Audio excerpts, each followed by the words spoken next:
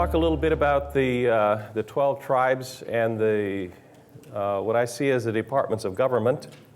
Firstborn is Reuben, and the scripture there about his birth is in Genesis 29:32.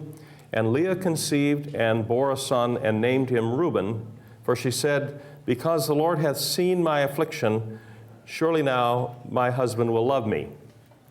Now, you recall that Jacob had married sisters. They were actually twin sisters. Leah and Rachel, according to the book of Jasher, they were twin sisters. But Leah was the older one.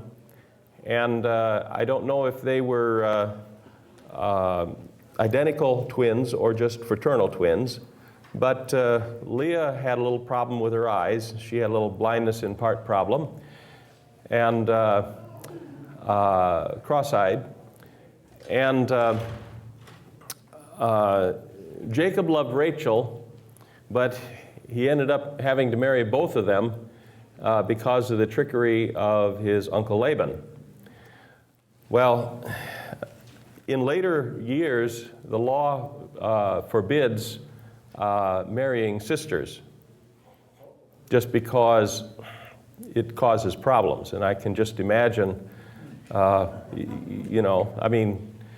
multiple problems, if you'll excuse the pun. But anyway, Leah and Rachel, in the divine plan, represented two groups of people as well. Essentially, the church and the overcomers. And in many ways, it's a little more of a specific type and a shadow than what you find with Hagar and Sarah. Hagar and Sarah focus more on the two covenants. In fact, that's what Paul says. They represent the two covenants. But Leah and Rachel represent the two divisions in the church. They're all related because with Hagar and Sarah, Old and New Covenant, we find that even when the New Covenant was established in the time of the New Testament period, we find that the church itself, after being separated from Judaism and from the religion of the past, if you will, the New Testament church then also had a hard time getting away from the carnal thinking of the past.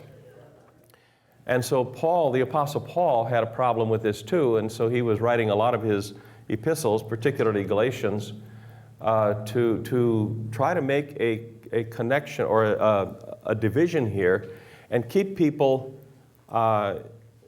founded on the new covenant rather than going back to the old temple, the old Jerusalem, the old priesthood, the old sacrifices, and all of that.